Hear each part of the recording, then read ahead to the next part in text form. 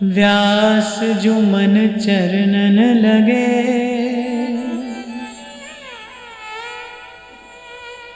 तन के लगे न काज। तन मन दे जो हरि भजे,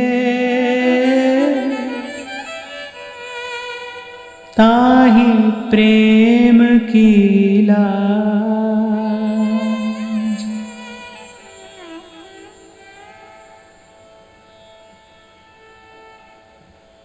कह रहे व्यास जो मन चरणन लगे, तन के लगे न काज। गंभीर बात है, बहुत ध्यान से आप श्रवण करना। कह रही तन के लगे न काज, यानी तन के भजन में लगने से कार्य सिद्ध नहीं होगा, केवल तन के भजन में लगने से। और यहां व्यास जी कह रहे व्यास जो मन चरणन लगे, तन के लगे न काज। हो सकता है आपको सुनकर आश्चर्य हो, ये माता जी जो वीडियो बना रही है ना, बाहर चली जाए। माता जी खड़ी हो जाओ, बाहर चली जाओ, उठ जाओ। बाहर निकल के अभी भी मैं जब आया गाड़ी से, मैं उतर रहा था तो वहां भी एक माता लेकर खड़ी है, फोन वीडियो बना रही है। पहले कभी साधु संतों को देखते थे तो प्रणाम करते थे, आज लोग वीडियो बना रहे हैं। देख रहा हूं भी कैसा समय आ रहा है और कैसा अभी और आएगा, पता नहीं किसको दिखाना है, क्या दिखाना है, क्या बताना है, बात समझ में ही नहीं आ रही। मेरी तो समझ से ही बाहर है कि हो क्या रहा है। मैं आपसे कई बार कहता हूं भाई, मंदिर घर का एक ऐसा कोना है जहां पर हम कोई सांसारिक चेष्टा नहीं करते। कोई भी आदमी हो, उसके घर में चाहे छोटा सा एक कोने में छोटा सा मंदिर हो, पर वो अपना मंदिर तो साफ सुथरा पवित्र रखता है ना भाई। यहाँ बैठकर भगवान की पूजा करेंगे, भगवान का ध्यान करेंगे। वो एक कोना तो व्यक्ति घर गृहस्थी के विचार व्यवहार से दूर रखता है, साफ रखता है।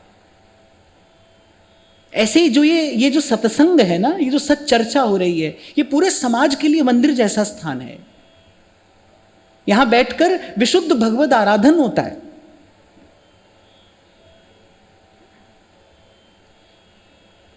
कम से कम इसको तो साफ स्वच्छ पवित्र रखें हम, इसको तो इन सब चीज़ों से बचा कर रखें। ध्यान रखना प्रभु से और भजन भाव से कोसों दूर ले जाने वाले काम है ये सब, जो भी कर रहा है, जिस लिए भी कर रहा है। कल ही आपको मैं सुना रहा था ना श्री गोपालाचार्य जी महाराज की बात। भगवत प्राप्त महापुरुष भगवान जिनकी गोद में खेल रहे हैं। और मैं बिना अनुभव के नहीं कह रहा हूं, पहली बार जब उस महापुरुष का दर्शन हुआ था यहीं इसी आंगन में, गाड़ी में बैठकर वो जा रहे थे और हमको पूज्य श्री मृदुल माधव जी महाराज ने कहा जाओ, दौड़ कर जाओ, बड़े सुंदर संत हैं, आशीर्वाद लो, प्रणाम करो। हमारा तो कोई परिचय नहीं था, हम दौड़ कर गए और महाराज जी का चरण स्पर्श किया। महाराज जी गाड़ी का दरवाजा बंद कर ही रहे थे, बस ऐसे ही चरण स्पर्श किया। महाराज जी ने सर पर हाथ रखा और महाराज जी के सर पर हाथ रखते ही हमारी आंखों से अश्रुपात होने लगा। केवल उस संत के स्पर्श से हमारे भीतर ऐसे भाव का संचार हो गया। और खाली ये घटना मेरे साथ नहीं घटी, जितने भी लोग मेरे साथ थे सबकी एक जैसी दशा थी, एक जैसी स्थिति। वो संत कह रहे हैं कि पहले कभी कभी लाला आता था, यानी अब भगत जगत तो बहुत आता है पर लाला नहीं आता। यही से तो आज मेरी चर्चा आरंभ की। तो कह रहे व्यास जो मन चरणन लगे, तन के लगे ना काज। मैं आपको ये कह रहा था, आपको सुनकर हो सकता है आश्चर्य हो कि जहां जहां कहीं भगवान ने साधु की चर्चा की है, संत की चर्चा की है, वहां भगवान ने कहीं भी वेश और देश की चर्चा नहीं की है, उसके गुण की चर्चा की है। साधु का गुण कैसा है, संत का गुण कैसा है, उसके लक्षण क्या है, कैसा होता है संत। हम लोगों की दृष्टि भी बड़ी सीमित है, ऐसी हम लोगों की विचार शक्ति भी बड़ी सीमित है। हम लोग अपने एक ढांचे में प्रत्येक वस्तु को ढाल कर और फिर एक और हो जाते हैं और फिर उसी कसौटी पर सबको कसते रहते हैं। आप गीता पढ़िए, आप भागवत पढ़िए और श्रीमद् भागवत का एकादश स्कंद जो आध्यात्म दीप है, जो उद्धव जी से भगवान ने वार्ता की है, मैं ऐसा समझता हूं कि यदि कोई व्यक्ति एक बार उस प्रसंग का भली प्रकार से चिंतन कर ले ना, उसके भीतर ना कोई प्रश्न रहेगा ना कोई जिज्ञासा रहेगी।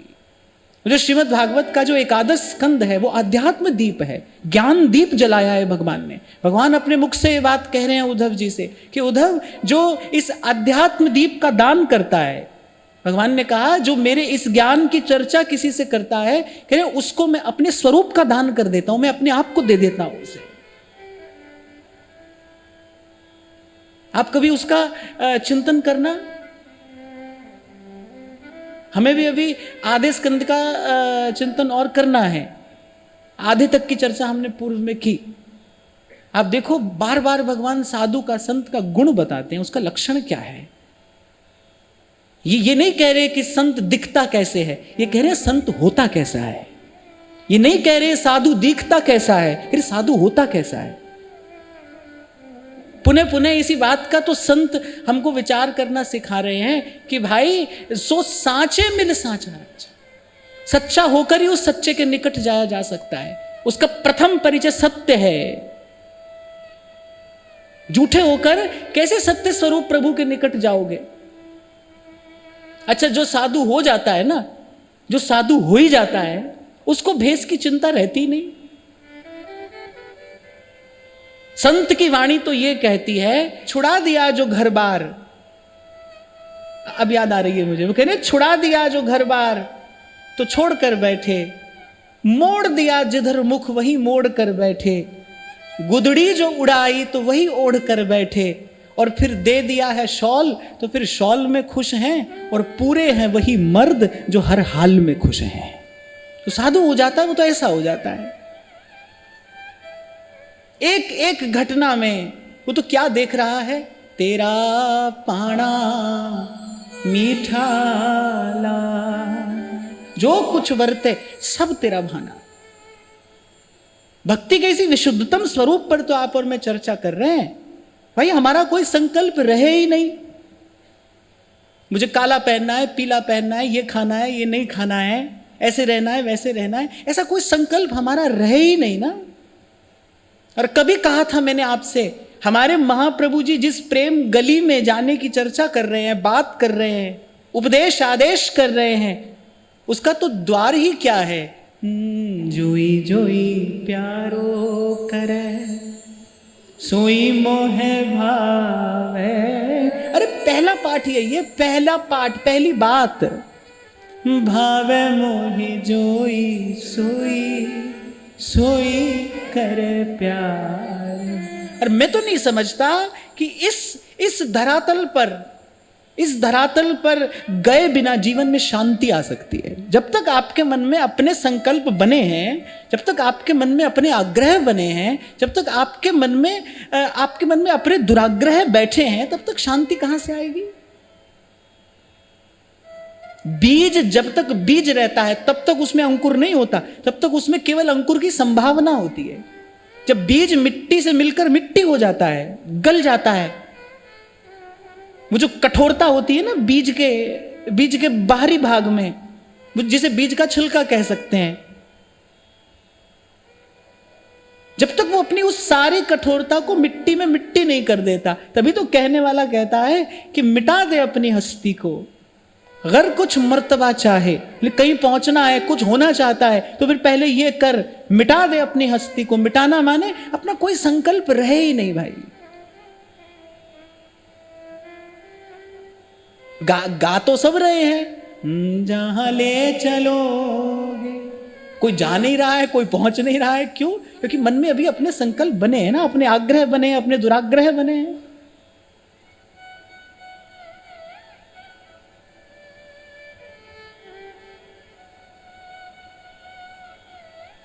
अब देखो ये ठाकुर जी की इच्छा होगी, मैं तो कुछ और सोच कर आया था, कहीं और से बात कहनी आरंभ की थी, अब बात चलते चलते कहां पहुंच गई, प्रभु की इच्छा होगी। यहां पर प्रभु ने मेल मिला दिया। व्यास जी कह रहे, व्यास जो मन चरणन लगे तन के लगे न काज। प्रभु ने प्रत्यक्ष उदाहरण दिखा दिया। अब देखो जो व्यक्ति यहां आकर बैठा है, उसका शरीर तो आ गया है यहां सत्चर्चा में आकर वो बैठ गया, लेकिन वो कर क्या रहा है? इसका अर्थ क्या हुआ कि उसके मन को तो सत्संग की कोई इच्छा अभिलाषा है नहीं। और व्यास जी इसी की बात कर रहे हैं, इसी का संकेत कर रहे हैं। कह रहे कार्य आरंभ हो जाएगा तन के लगने से, पर कार्य पूर्ण नहीं होगा। कार्य आरंभ क्यों किया जाता है? कार्य को पूर्ण करने के लिए कार्य आरंभ किया जाता है। जिस कार्य को पूर्ण न किया जा सके उस कार्य को बुद्धिमान लोग आरंभ नहीं करते, और आरंभ करते हैं तो फिर येन केन प्रकारेण परिश्रम करके प्रार्थना करके उस कार्य को सिद्ध करते हैं। कार्य को अधूरा नहीं छोड़ा जाता है। और जिस कार्य के पूर्ण होने की कोई इच्छा या फिर कोई अभिलाषा ही ना हो, उस कार्य को आरंभ भी क्यों करना चाहिए? तो तन को भजन में लगाना है, किस लिए? ताकि तन के साथ साथ एक दिन मन भजन में पहुंच जाए। क्योंकि व्यास जो मन चरणन लगे, तन के लगे ना काज। पर अगली पंक्ति में समाधान कह रहे हैं, तन मन दे जो हरि भजे ताहि प्रेम की लाज। अरे जो फिर तन और मन फिर जो दोनों निवेदन कर देता है, कहते ताही प्रेम की लाज, फिर वो प्रेम का पात्र होता है। पिछले सत्र में हमने एक छोटी सी चर्चा की थी यहाँ कि जो तन की शक्ति है उसे क्रिया शक्ति कहा जाता है, जो मन की शक्ति है वो भाव शक्ति है। दोनों को भजन में लगाना है। मैंने यहाँ से कहा था तो बहुत लोगों ने कहा कि हाँ ऐसा ही होता है कि देखो चलते फिरते तो नाम जप होता है, लेकिन जब आप बैठ जाते हैं एक आसन में तो उस समय मन अत्यधिक चंचल हो जाता है। ऐसा क्यों होता है? चलते फिरते तो सब कह रहे हैं हाँ भी चलते फिरते नाम जप आसान है, चलते फिरते कर रहे हैं, जबकि भगवान कह रहे हैं नहीं भाई, आसन का भी अभ्यास होना चाहिए। एक आसन में स्थिर बैठकर भी भजन का अभ्यास साधक को अवश्य होना चाहिए, और धीरे धीरे उस अभ्यास को बढ़ाना चाहिए। तो जो तन की क्रिया शक्ति है वो अपने काम में लगी है, और मन की जो भाव शक्ति है वो थोड़ी थोड़ी भजन में लगी है। इसीलिए तो हमारे आचार्यों ने सेवा की परिपाटी की व्यवस्था की कि तन जो है वो सेवा में लगा रहे। नागरीदास जी कह रहे हैं ना, मन जो विचार पर्यो रहे, चित्त रमीले रूप और देह लगे ढिग भजन के, ये रसिकन गैल अनूप। मन जो विचार पर्यो रहे, चित्त रमीले रूप, देह लगे ढिग भजन के, रसिकन गैल अनूप। फिर एक समय ऐसा आता है जब वो क्रिया शक्ति और भाव शक्ति वो दोनों एक हो जाती हैं। अभी चेतना बिखरी है, अभी हमारा तन मन अलग है ना। फिर एक स्थिति ऐसी आती है भजन करते करते, साधन करते करते, आप कोई भी विधि आप अपना लें, आप नाम जप ले लें, आप सेवा ले लें, धीरे धीरे तन्मयता बढ़ती है ना। जो भी आप कर रहे हैं उसमें आपकी तन्मयता बढ़ती है, और तन्मयता नहीं बढ़ रही है तो आप कुछ नहीं कर रहे हैं। अगर मन बिखराई है, पहले दिन जैसा ही 10वां दिन है, 10वें दिन जैसा ही 50वां दिन है, फिर आप कुछ नहीं कर रहे हैं। इसी बात का संकेत कबीर कहते हैं, फिरा ना मन का फेर, कर का मन का डार दे मन का फेर। वो इसी का संकेत कर रहे हैं कि धीरे धीरे जो भी हम कर रहे हैं, हम चाहे नाम जप कर रहे हैं, हम वाणी का पाठ कर रहे हैं, या हम श्री जी की सेवा कर रहे हैं, हम जो भी कर रहे हैं ना उसमें हमारी तन्मयता बढ़नी चाहिए। भाव में हमारा प्रवेश जो है वो और गहरा होना चाहिए। लेकिन बड़े लंबे काल के अभ्यास के बाद ये क्रिया शक्ति और भाव शक्ति एक होकर फिर प्रभु के चरणों में जीव को पहुंचाती है। इसीलिए सेवक जी महाराज ने कहा है, ऐसी भक्ति करे बहुकाल। कैसी भक्ति? अर्चन वंदन और दास अंतन। पहले नवदा भक्ति का संकेत श्री सेवक जी ने किया ना, सख्य और आत्मा समर्पण। ये 9 लक्षण भक्ति के। पहले दीर्घ काल तक इसका अभ्यास करे, माने भजन भी करे, सेवा भी करे, सत्संग भी करे, सच्चर्चा का भी श्रवण करे।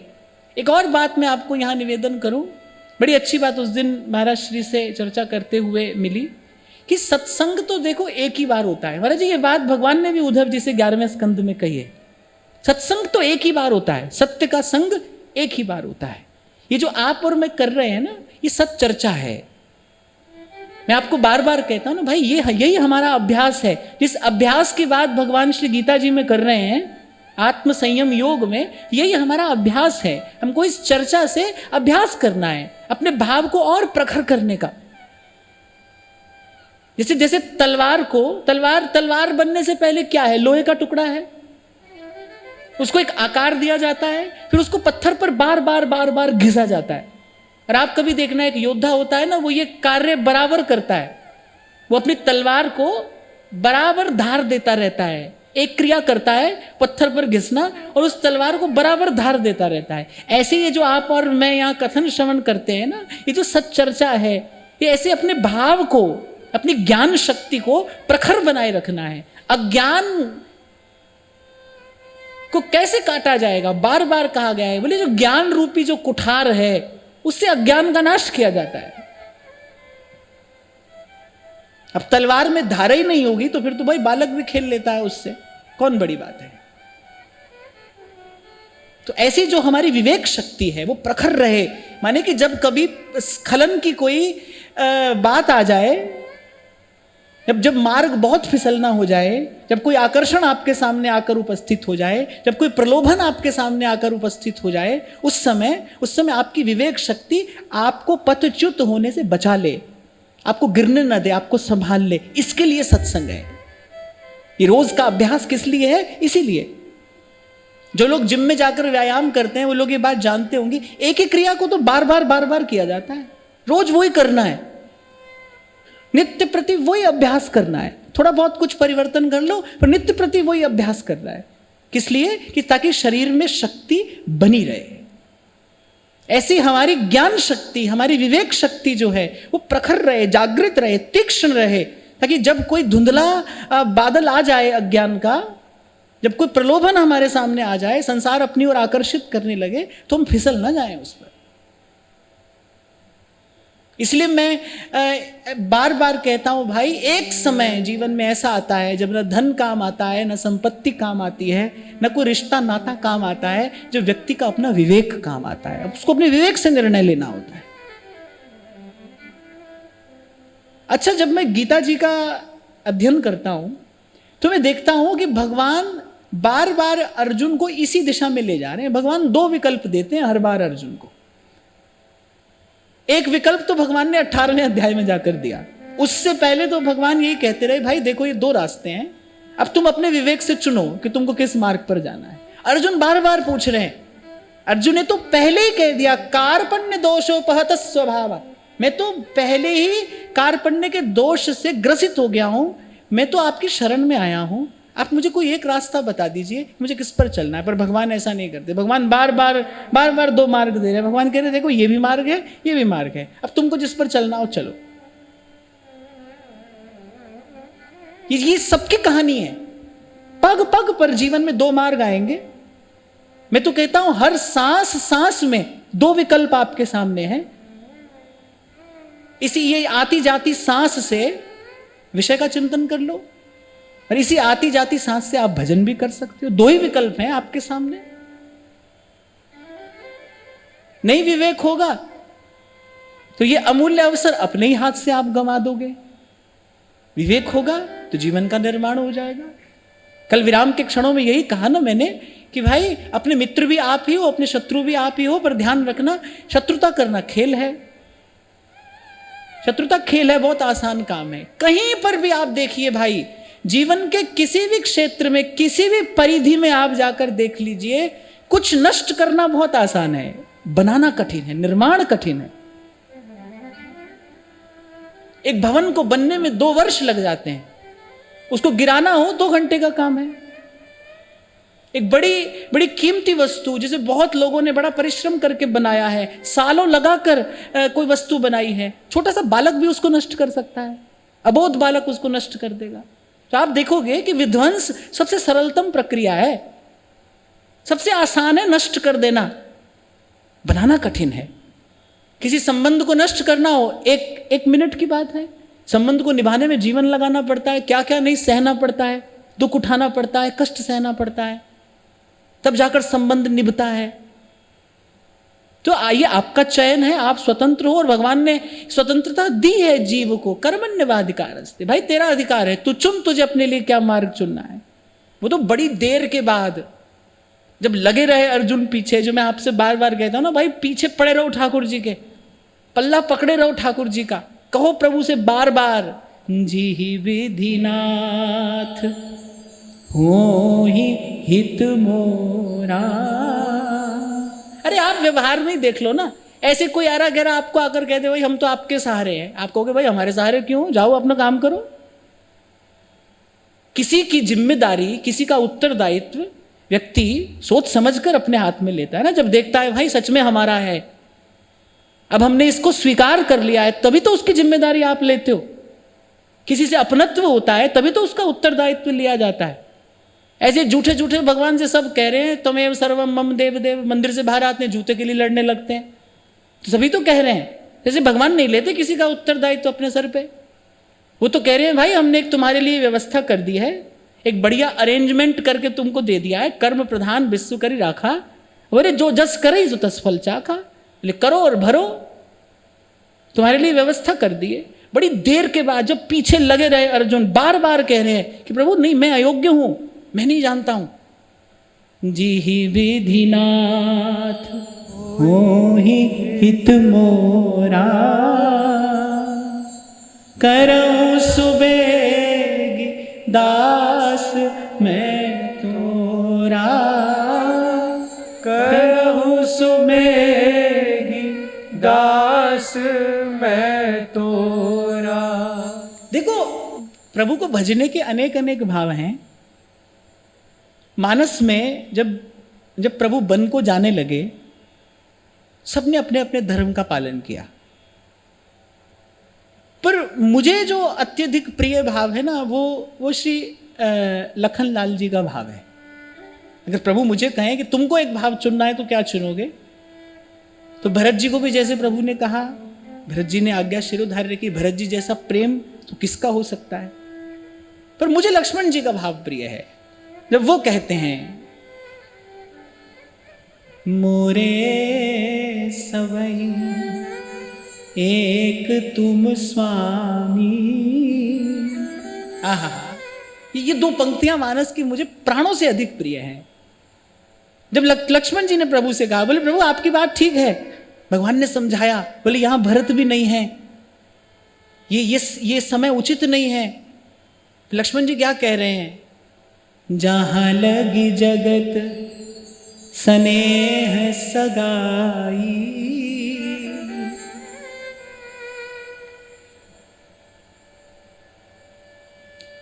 प्रीति प्रतीति निगम निज गाय। लक्ष्मण जी ने कहा प्रभु जो वेद ने आज्ञा की है, जो शास्त्रों में लिखा है, बोले वो सब ठीक है, पर जहां लगी जगत स्नेह सगाई, प्रीति प्रतीति निगम निज गाई, मोरे सबई एक तुम स्वामी। बोले हमारे प्रभु केवल आप हैं, दीन बंधु पुर अंतर्यामी, दीन बंधु पुर अंतर्यामी। और बाकी तो फिर लक्ष्मण जी ने जब अंत में अंतर्यामी कह दिया ना, बाकी प्रभु आप अंतर्यामी हैं, मैं अपने हृदय की बात आपसे और अधिक क्या कहूँ, आपके सामने इतना बोलना भी अनुचित है। ये जो इतना मैं आपके सामने बोला, ये इतना बोलना भी अनुचित है, आप अंतर्यामी हैं। और कहूँ क्या अंतर्यामी, जब अंतर्यामी ही कह दिया फिर कहने की आवश्यकता क्या है, फिर तो आप जानते हैं ना। तो फिर ले गए ना प्रभु, श्री लक्ष्मण जी को अपने संग ले गए ना, देख लिया कि प्रभु हम आपके अतिरिक्त और कुछ जानते ही नहीं है, हम नहीं जानते धर्म क्या है, कर्म क्या है, हम कुछ नहीं जानते हैं। संकेत किया है छोटा सा भगवान ने श्रीमद् भागवत में, लेकिन क्यों गोपियां मुझे अपने प्राणों से अधिक प्रिय हैं, क्यों वो प्रेम की ध्वजा है। बोले एक बार तो गोपियों ने हमारे लिए धर्म का भी त्याग कर दिया, वो कुछ नहीं जानती हैं, वो मेरे अतिरिक्त कुछ नहीं जानती हैं।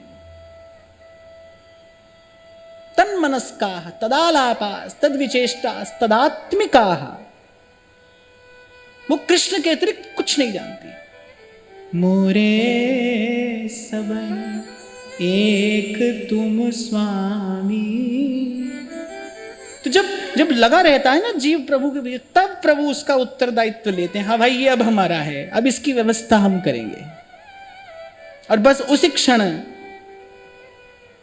क्षण कमल कर जिन अभय दीने, कर्म बंधन सब कटे। जैसे प्रभु कहते हैं कि भाई अब ये हमारा है, बस उसी क्षण वो जीव माया और काल के बंधन से मुक्त हो जाता है।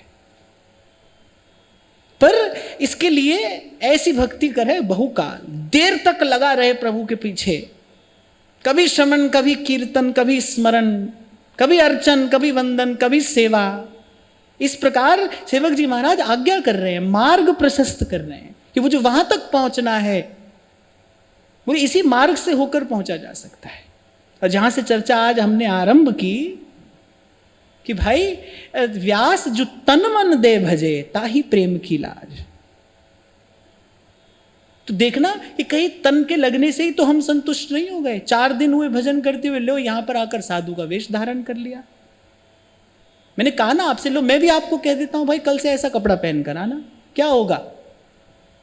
मन में केवल दंभ बढ़ेगा, क्योंकि उसकी तो कोई आवश्यकता नहीं है। मुझे तो एक भी वाक्य शास्त्रों में, पुराणों में, मुझे तो एक भी वाक्य कहीं देश या वेश संबंधी नहीं मिला। एक भी वाक्य। भगवान तो सद्गुण की बात करते हैं। साधु का गुण क्या है, साधु का लक्षण क्या है। इसलिए मैंने आपको पहले भी कभी कहा था कि देखकर नहीं पहचाना जाता है, साधु तो अनुभव किया जाता है। जिसके पास बैठो तो भगवान मीठे लगने लगे, जिसके संग से विषय की वासना कम हो। व्यास जी कह रहे हैं, साधु सोई जो हरि जपावे, साधु सोई जो विषय छुड़ावे।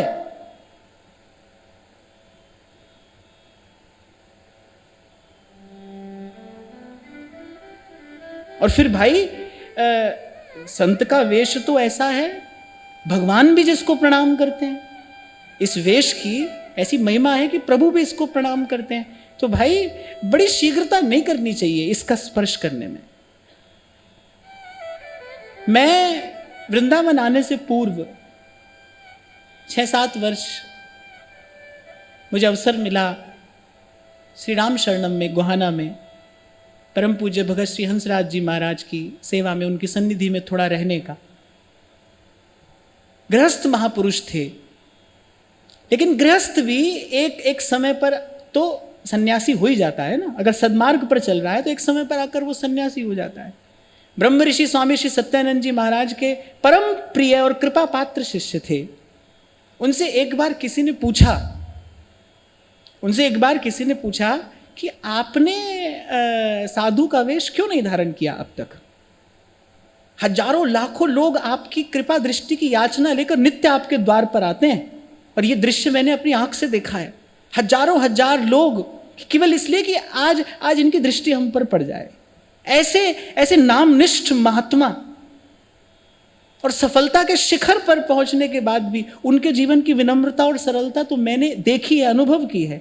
और जब उनसे किसी ने पूछा है कि आपने साधु का वेश धारण क्यों नहीं किया, तो दोनों हाथ जोड़कर कहते हैं कि मैं किसी भी प्रकार से अपने आप को इस वेश के योग्य नहीं समझता हूं। मैं किसी भी प्रकार से अपने आप को इस परम पावन वेश के योग्य नहीं समझता हूं।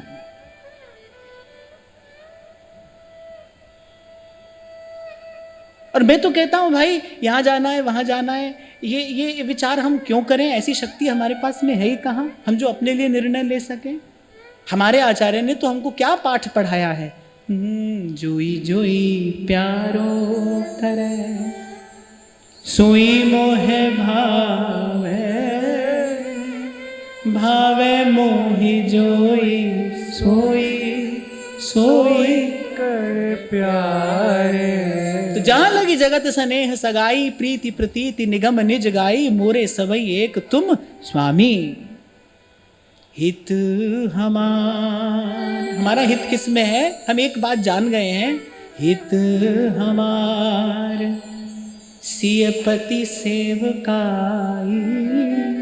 बस प्रभु अपनी सेवा में रखें हमें। लक्ष्मण जी ने कहा कि आपकी सेवा के बिना नहीं रह सकता हूं मैं, आपके निकट रहूंगा, आपके संग रहूंगा, मैं आपके अतिरिक्त न जानता हूं न जानना चाहता हूं।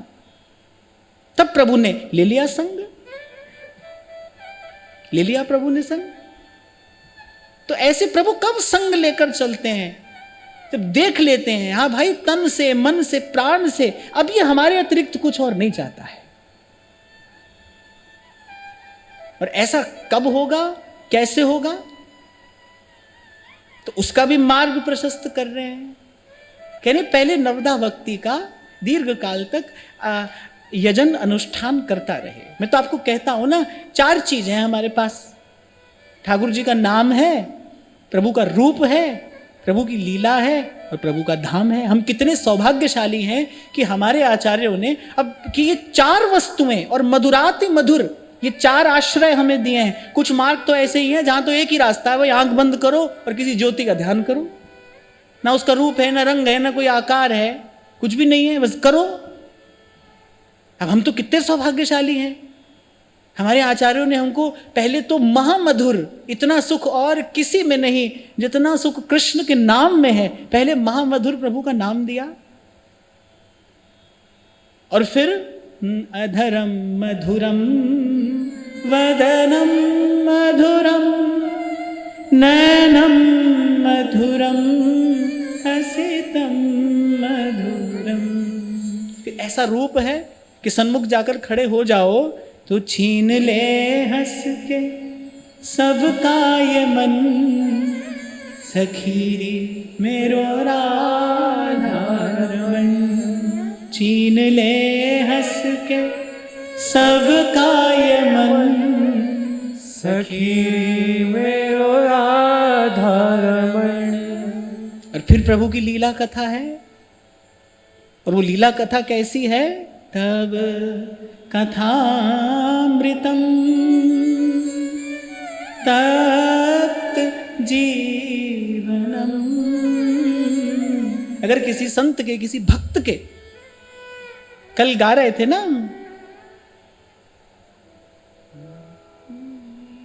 वो कोई ऐसो रे भगत जो माया से रहित, एक अमृत नाम रिद माही सिंचा। हो कोई ऐसो रे सुखदाई, कोई ऐसो रे सुखदाई, जिन हरि की कथा सुनाई, तिस भेंटे गति होए हमारी, तिस भेंटे गति होए हमारी। तो को नाम है, रूप है, लीला है। अब फिर हमारे भाग्य का तो कहना ही क्या। हमें तो हमारे आचार्य ने वो वृंदावन धाम दिया जहां न कबहू लगत है और महाप्रलय की पौन।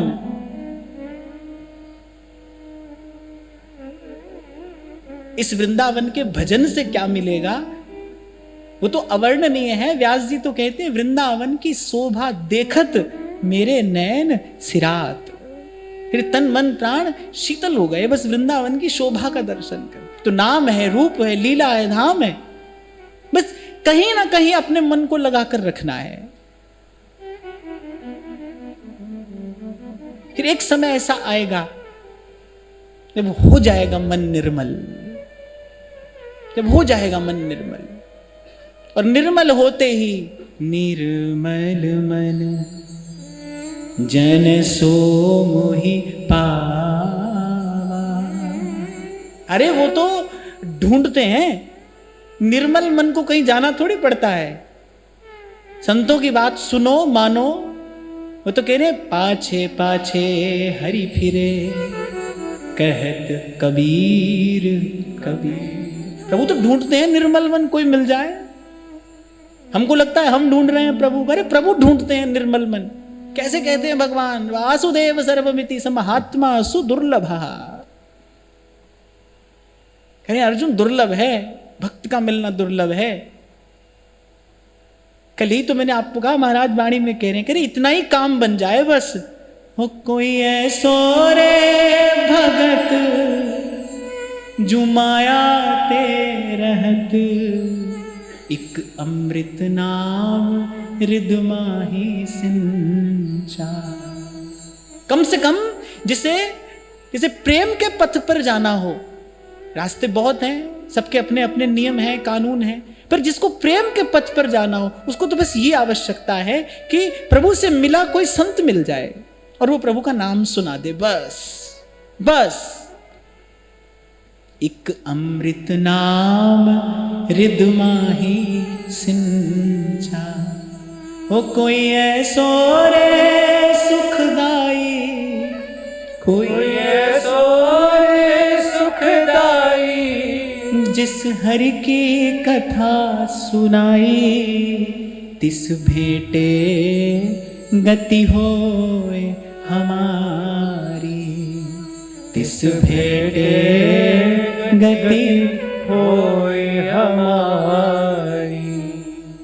और फिर देखो तो, जिन्होंने लड़े तीसी स्वामिनी हमें दिए लाल से नेह सागर छबीले।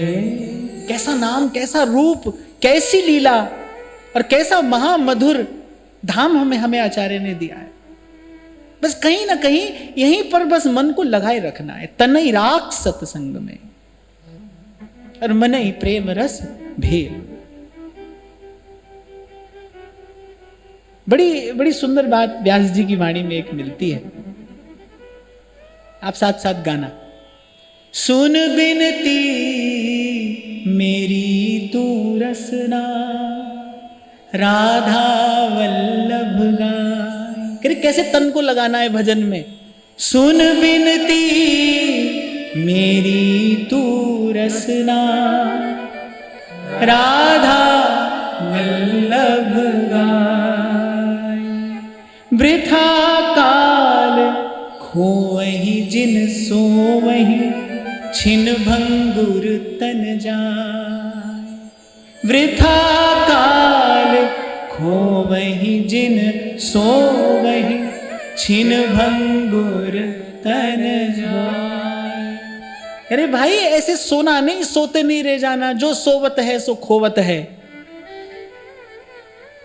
कैसे संत कहता है ना, उठ जाग मुसाफिर। मुसाफिर माने बोले किसी का यहां ठिकाना नहीं है, सब यात्री हैं, सब यात्रा पर हैं। उठ जाग मुसाफिर भोर भई, अब रैन कहां जो सोवत है। भोर भई माने मनुष्य का शरीर मिला है। भोर कब होती है? जब सूर्य उदय होता है। ऐसे जीवात्मा के सौभाग्य का सूर्य कब उदय होता है? जब उसे मनुष्य का शरीर मिलता है। दुर्लभम त्रयमेवैतं देवानुग्रह हेतुकम्, मनुष्यत्वं मुमुक्षत्वं महापुरुष संशयः।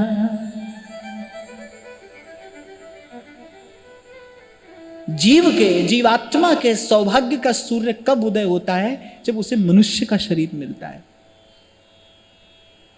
और वो भी भरत खंड में हुई। तो कह रहे उठ जाग मुसाफिर भोर भई, अब रैन कहां जो सोवत है। बोले विषय की निद्रा में तो जन्म जन्म सोया,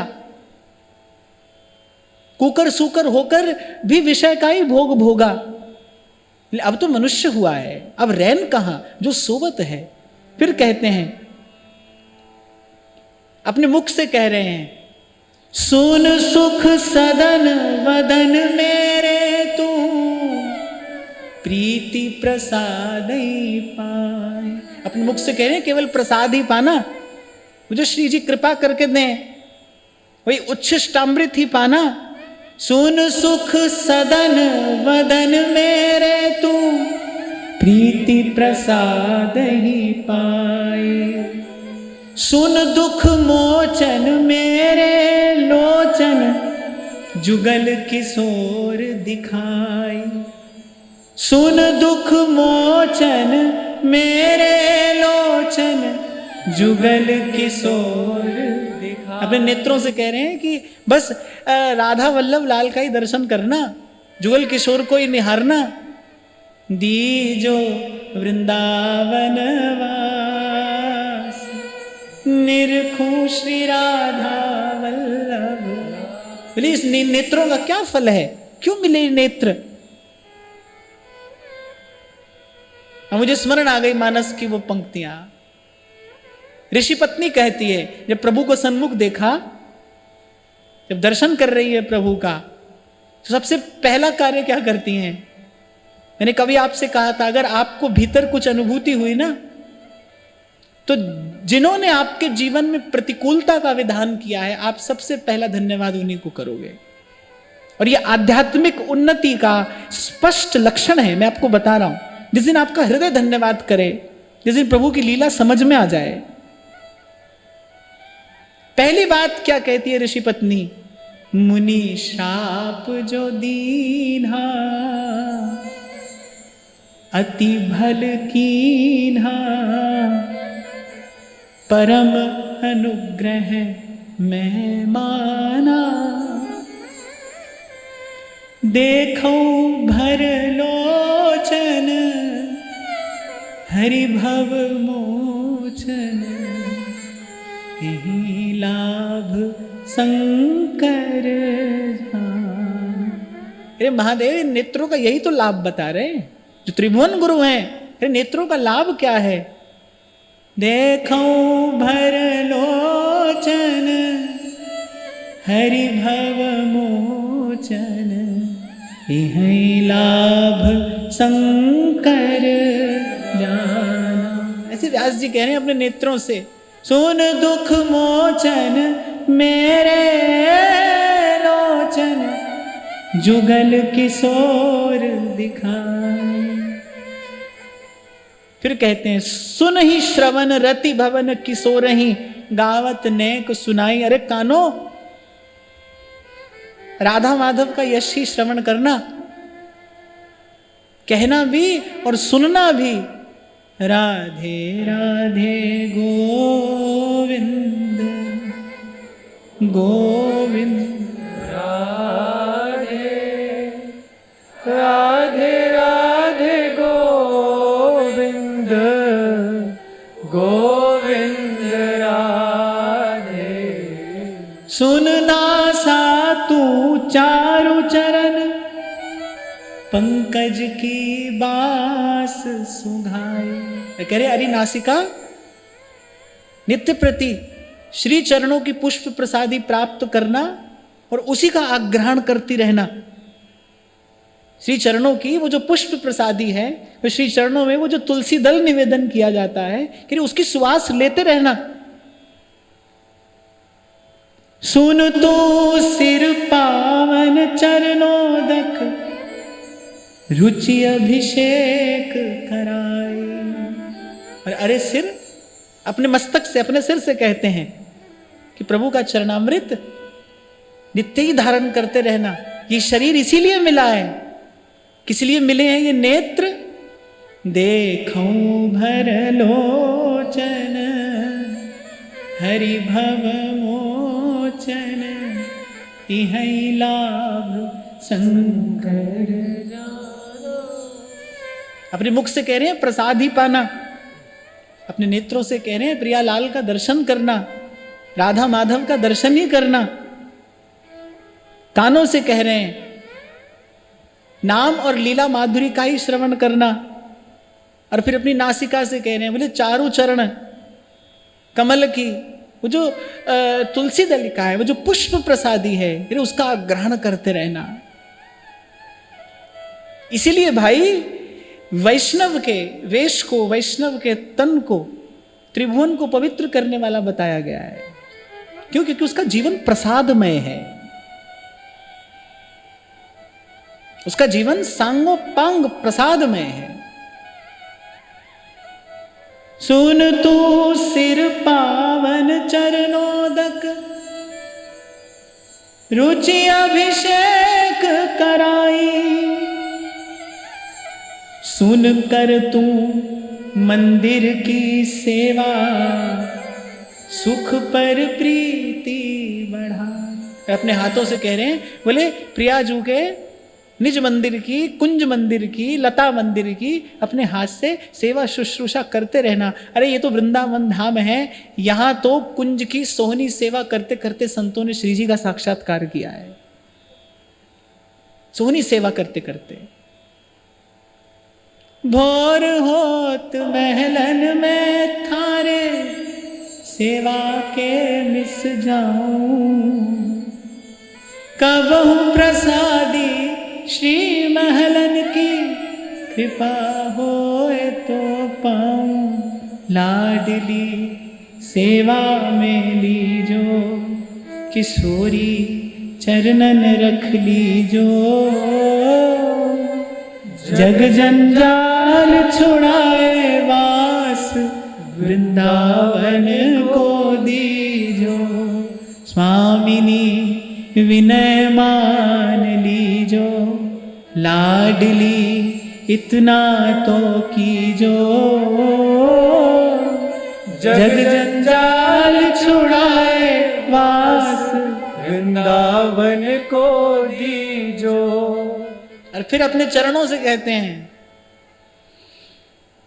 सुनहि चरण तू वृंदावन ते, अनत न पैर चलाई। कह रहे वृंदावन से यहां वहां मत चले जाना। अच्छा, पैर तो मन के भी होते हैं ना, तन की गति तो बड़ी थोड़ी है, मन की गति तो बड़ी तीव्र है। अपने चरणों से कह रहे हैं, अपने पांव से कह रहे हैं, कह रहे वृंदावन से इधर उधर न जाना। सुन मन हर्षि रास लीला पे, संतत रुचि उपजाए। अपने मन से कह रहे हैं कि यहाँ कुंज कुंज में होने वाली वो जो युगल की महामधुर लीला है, अरे बस उसी में लगे रहना, उसी रूप में, उसी लीला में, उसी रस का पान करते करते वहीं अटके रहना। रसिकों ने बार बार यही कहा है, सिर काटूं, पावक जरूं, डूब मरूं, विष खाऊं, पर वृंदावन छाड़ के अनत न कितहूं जाऊं। वृंदावन सुख राशि है, आनंद ठाऊं ही ठाऊं, राधा वल्लभ छाड़ के अनत ना कितहूं जाऊं।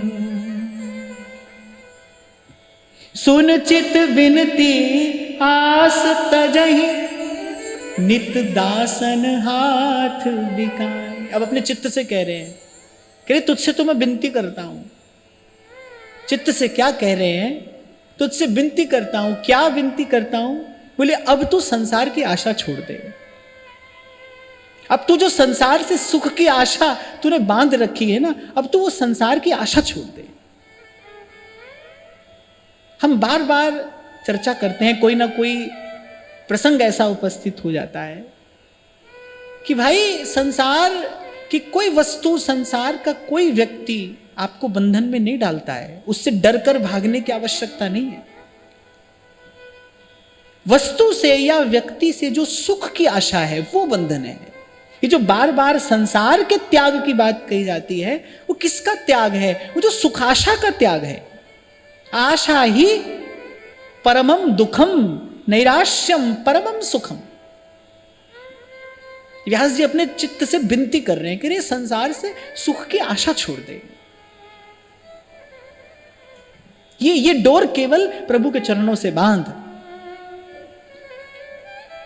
मैं तो फिर कहूंगा भाई, सबकी सेवा करना, जो अवसर आपके हाथ में आए उसको जाने नहीं देना, पर किसी से उत्तर की अपेक्षा मत रखिए। वहां व्यक्ति बंधता है, और बंधता है माने अपने लिए दुख का, अपने लिए पीड़ा का विधान करता है। दुख का कारण यह बंधन है, सुख की आशा बांध लेती है। इसीलिए सेवक जी कह रहे हैं गुरु से जाकर युक्ति सीखना। नहीं तो कह रहे हैं आस की पास नहीं तोड़ जानी। बोले आशा की जो पास है, बोले वो तोड़ना नहीं सीखा अभी तक। कल आपको मैंने कहा था, आपको स्मरण हो तो, संसार से पिंड छुड़ाने का, इस सुखाशा से पिंड छुड़ाने का एक ही उपाय है, सेवा करते चलिए। तन मन धन का साधन का सदुपयोग सेवा में करिए, आप देखेंगे धर्म ते बिरति। तुलसी बाबा सूत्र दे रहे हैं, धर्म ते बिरति जोग ते ज्ञाना, ज्ञान मोक्ष प्रद वेद बखाना। कह रहे सहज विरक्ति हो जाएगी विषय से। और जो थोड़ी देर पहले मैंने आपको कहा कि बड़ी देर के बाद जब देख लेते हैं प्रभु भाई इसको अब हमारे अतिरिक्त कुछ और नहीं चाहिए, तब उसे स्वीकार करते हैं। वो तो साफ कह रहे हैं आपसे भाई, निर्मल मन जन सो मोहि पावा। अब किसी ने पूछा मन निर्मल कैसे करें, बोले वो हम नहीं जानते, ये सब हमसे मत पूछो। निर्मल मन जन सो मोहि पावा, हमारे पास तो निर्मल मन लेकर चले आओ। तब तो कह रहे मोते अधिक संत करी लेखा। मन निर्मल कैसे होगा ये संत बताएगा। बता रहे हैं ना व्यास जी, कैसे तन भजन में लगे, कैसे मन भजन में लगे, कैसा चित्त हो हमारा। सुन चित बिनती आस तजहि, कह संसार की आशा छोड़, नित दासन हाथ बिकाए। तो कह रहे बस प्रभु के प्यारे संतों का हो जा। कल कहा था मैंने आपको, कितने समय के बाद एक बात हमारे हाथ में आई कि कोई प्यारा संत मिल जाए, कोई संत मिल जाए जो माया ते रहत, एक अमृत नाम रिद माही सिंचा। मुझे नहीं लगता कि मनुष्य के जीवन की इससे श्रेष्ठ कोई और उपलब्धि होती होगी। कल आपको सुनाया था ना मैंने, कुछ कुछ शब्द ऐसे होते हैं जो आपकी चेतना के गहनतम धरातल तक पहुंच जाते हैं। वो फिर आपको कभी छोड़कर नहीं जाते, वो रह जाते हैं भीतर। कल मैं महाराज जी सुना रहा था कि जब श्री देवकी माता जी ने कहा ना कि जब मैं अपने सारे पुरुषार्थ करके हार गई और मेरे हृदय का सूनापन नहीं मिटा, यही उनके शब्द हैं, मैं बिल्कुल उनके शब्द आपके सामने रख रहा हूं कि जब सब पुरुषार्थ करके हार गई और मेरे हृदय का सूनापन नहीं मिटा, तब थक कर बस एक यही बात हृदय में प्रकट हुई कि अब कोई ऐसा संत मिल जाए जिसने उसके घर का द्वार देखा हो। बस हो कोई ऐसा रे भगत जो माया ते रहत, एक अमृत नाम हृद माही सिंचा। हो कोई ऐसा रे भेट संत, मेरी लाहे सगली चिंत, ठाकुर स्यो मेरो रंग लाए, जो उससे मेरा संबंध करा दे। बाकी तो अपने साधन से कुछ बना नहीं, कुछ हाथ नहीं आया। जैसे वो एक नौका चलाने वाला जब चलाता रहा, पर वो नौका बंधी थी, वो बंधन खोलना भूल गया। रात भर जब चलाता रहा, जब भोर की पहली किरण फूटी तो देखता है वहीं हूं। कई बार कहता हूं ना आपसे, भाई युक्ति से मुक्ति है, और वो युक्ति संत के पास में है। एक युक्ति है, टेक्निक। शरीर का बल काम नहीं करेगा, बुद्धि का बल काम नहीं करेगा, कोई बल काम नहीं करेगा। अप बल, तप बल और बाहुबल, चौथो बल है दाम।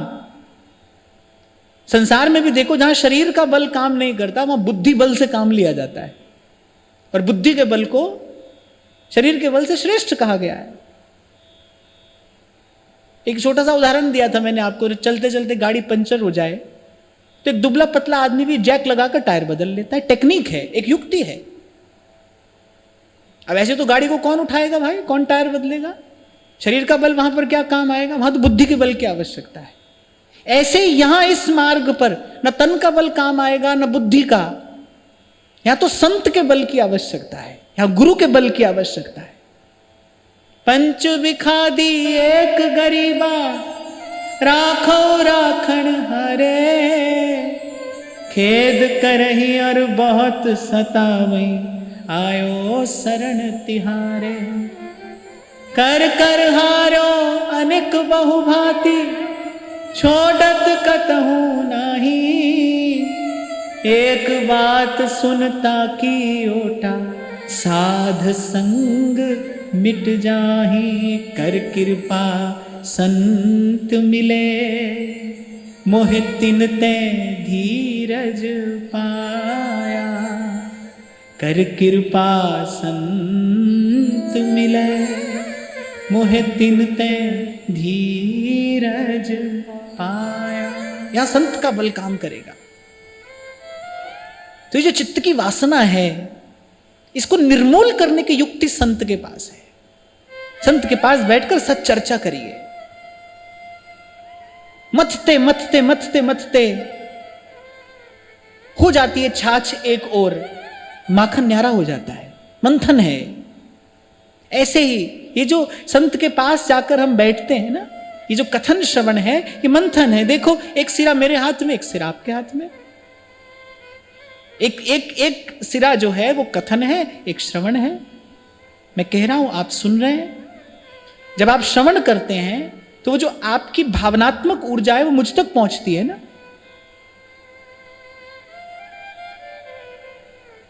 तो थोड़ा कार्य मैं कर रहा हूं, थोड़ा आप कर रहे हैं, ये मंथन हो रहा है। ऐसे मंथन होते होते आप देखोगे एक दिन वो खट्टी छाछ न्यारी हो जाएगी। और बड़ी सुंदर बात है, देखो, छाछ न्यारी हो जाए, माखन न्यारा हो जाए, फिर वो दोनों एक में एक नहीं होते।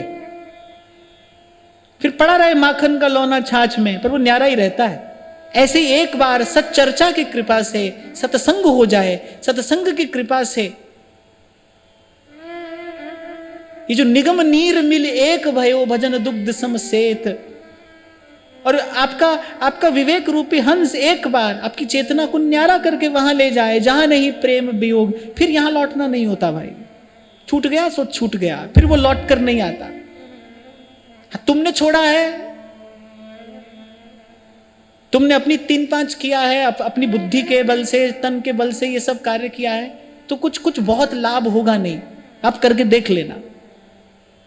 तेरी बख्श न मेटे कोई, सतगुरु का दिलासा। जब सत्संग की क्रिया से, जब इस मंथन से न्यारा होता है ना मन, धीरे धीरे फिर लौट कर नहीं आता। आप भी चाहोगे तो आप लौटा कर नहीं ला पाओगे। ये मैं आपको तो अपने बड़े विनम्र से अनुभव से आपको निवेदन कर रहा हूं। एक बार मन छूटा, एक बार मन न्यारा हुआ, एक बार मन का संशय भागा, फिर आप उस गली में लौट कर नहीं आओगे। तो कह रहे हैं कि सुन चित बिनती आस तजहि, नित दासन हाथ बिकार। बोले वो युक्ति प्रभु के दास के पास में है, उसके पास रहना। सुन बुद्धि सुकर जो कुंज महल में, सुख पुंज ही बरसाही। सुन बनिता हरि की दासी है, मेरो करई सहाय। अपनी बुद्धि को दिखा रहे हैं कि देख कैसे कैसे कुंजों में सुख पुंजों की वर्षा हो रही है।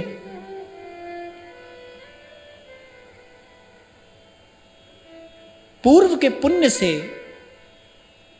श्रद्धा आपको मुझे प्राप्त हुई है, ये संपत्ति आपके मेरे पास में है, प्रमाण है।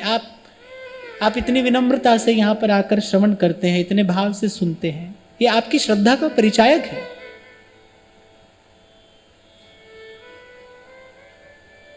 गुरुजनों के मार्गदर्शन में रहकर जब भजन साधन किया जाता है तो अनुभव होता है।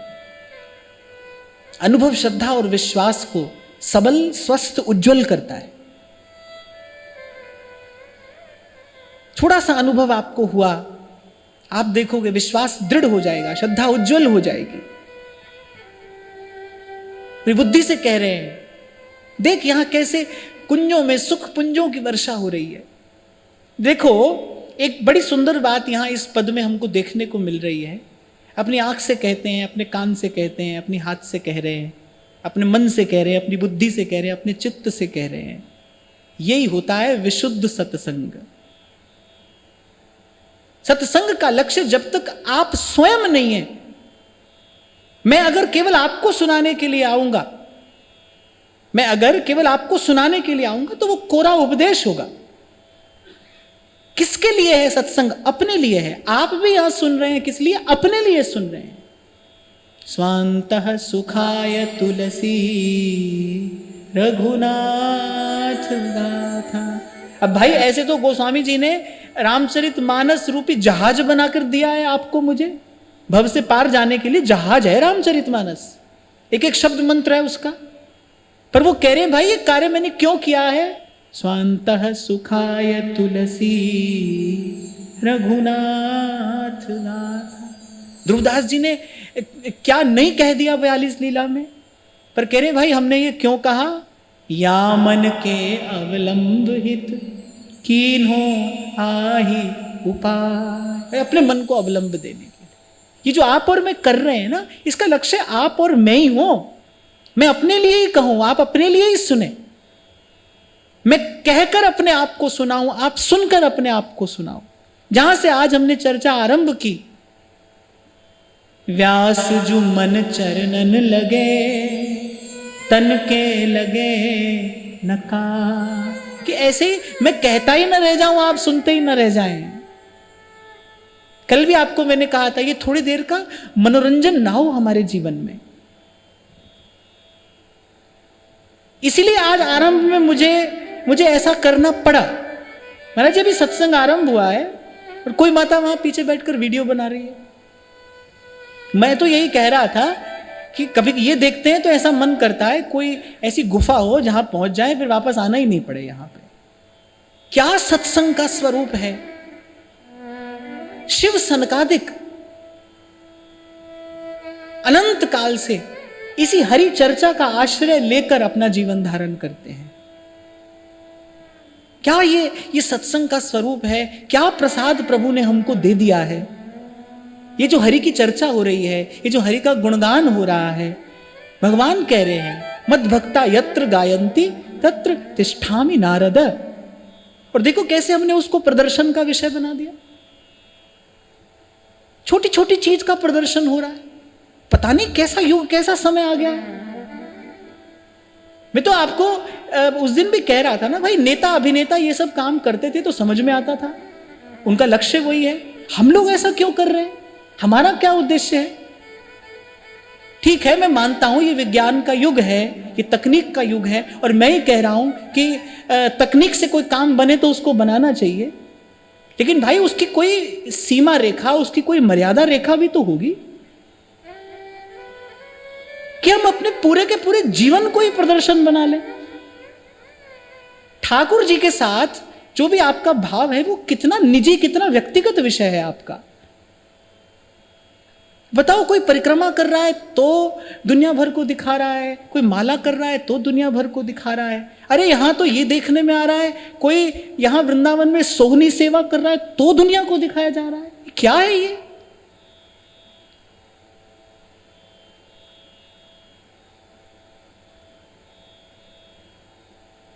और भाई थोड़ा सा द्वार अगर आप अपने जीवन में खोल दोगे ना, इसका थोड़ा सा द्वार आप खोल दोगे तो बाढ़ बन के आएगा और आपको ही बहा कर ले जाएगा ये। मैं तो बहुत पहले कभी सुनी थी एक कवि की 4 पंक्तियां।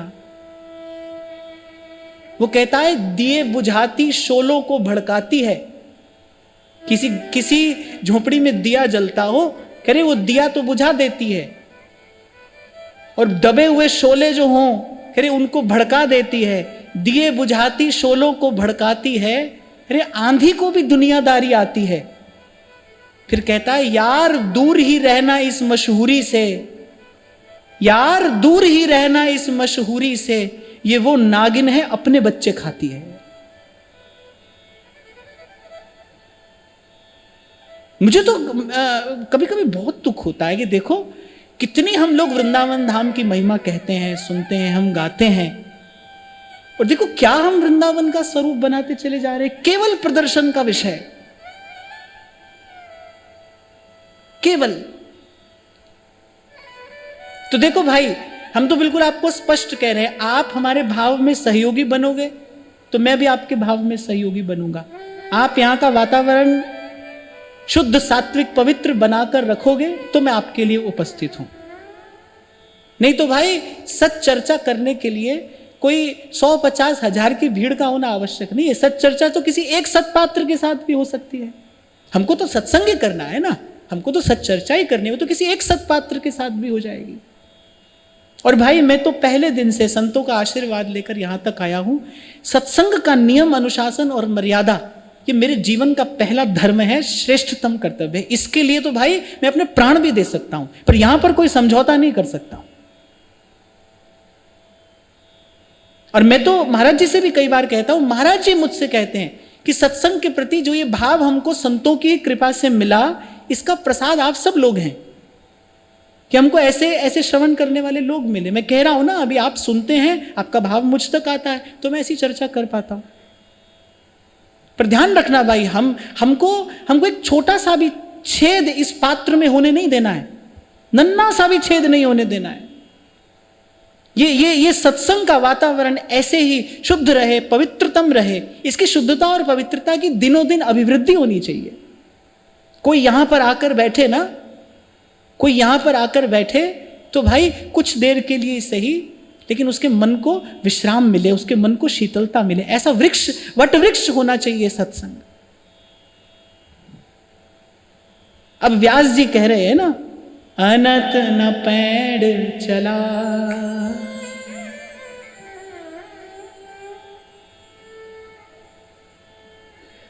एक घटना याद आ गई मुझे, 5-6 महीने पहले की बात है, मैं ऐसे नाम नहीं लूंगा।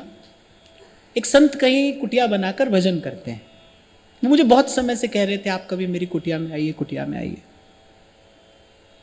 ऐसे एक दिन मेरे मन में इच्छा हुई तो मैंने उनसे पूछा कि मैं आ जाऊं, तो बोले लेकिन आप अकेले आना, आपके साथ कोई ना आए। तो मैंने उनके भाव का सम्मान किया कि भाई बड़े एकांतिक महात्मा होंगे, नहीं चाहते होंगे कि कुटिया में कोई और आए, तो मैं अकेला ही चला गया। अब पिछले महीने मैंने देखा कि कुटिया का वीडियो था यूट्यूब पर, एक नहीं 8-10 वीडियो थे। तो मैंने जब पूछा था कि क्यों अकेले आऊं, तो बोले मैं नहीं चाहता कि कोई संसार का कोई भाव लेकर हमारी कुटिया में आए। मैंने कहा ये तो नहीं चाहते कि संसार का भाव लेकर कोई कुटिया में आए, तुम्हारी कुटिया ही संसार में पहुंच गई। ले बताओ, तुमने YouTube के माध्यम से अपनी कुटिया ही संसार में पहुंचा दी। वहां तुम कह रहे हो एक व्यक्ति कुटिया में नहीं आना चाहिए। क्या है भाई ये, क्या है ये? तो व्यास जो मन चरणन लगे तन के लगे न काज। सारे संसार को उपदेश हो रहा है, संसार छोड़ो, संसार छोड़ो, छोड़कर आ जाओ यहां पर। हम यहां पर क्या कर रहे हैं? हमको दिन से रात तक होड़ लगी है। मैंने जो कहा ना कि ठीक है भाई ये तकनीक है, हमको इसका आश्रय लेना है। मैं यहां से कहता हूं बहुत दूर दूर तक लोग सुन लेते हैं बात, पर इतना ही तो, अब इससे अधिक और क्या? क्या मैं अपने जीवन को तमाशा बना लूं? सुबह से लेकर रात तक मेरे जीवन में क्या क्या हो रहा है, क्या मुझे उसका प्रदर्शन करने की कोई आवश्यकता है?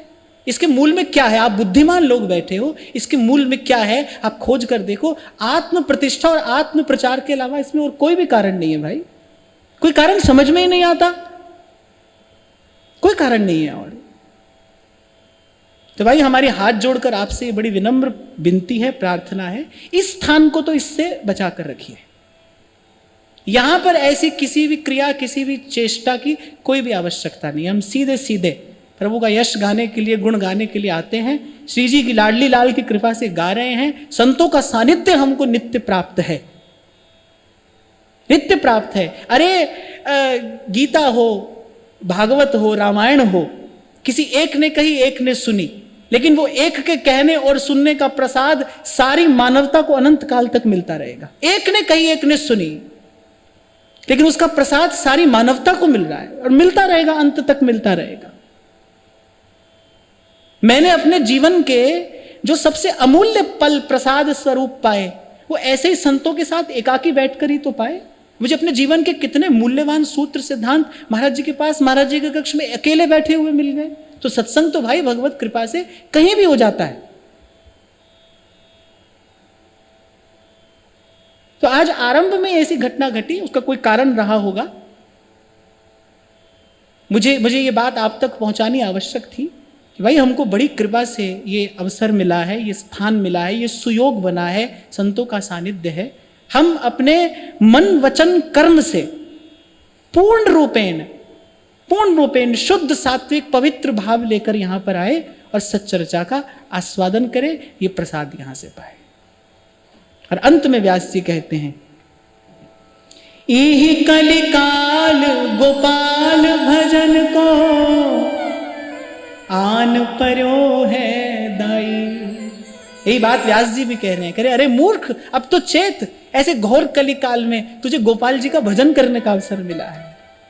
इहि कलिकाल गोपाल भजन को आन पर्यो है दाई। बिनती सुनो व्यास की सब ही। जैसे मैंने आपसे अंत में विनती की ना, व्यास जी भी कह रहे हैं भाई सब कह के हम तो अंत में आपसे विनती करके कह रहे हैं, बिनती सुनो व्यास की सब ही। हरि बिन अनत न ठाई, हरि बिन अनत न ठाई। धन्यवाद करिए भाई कि हमको ऐसे कराल समय में, ऐसे विकट समय में, ऐसे विकृतियों से भरे काल में हमको प्रभु ने कृपा करके सत्संग में बिठाया है। सत्संग में बिठाया है अर्थात अपने चरणों की छांव में बिठाया है। क्या दे सकते हैं हम इसके बदले में? इसलिए यहां आने वाला एक एक व्यक्ति, एक एक साधक, मैं चाहूंगा कृत संकल्प हो, आपको भी ऐसे रहना है और अपने आसपास भी आपको कोई ऐसी विकृति आते देखे तो आप रोक सकते हैं।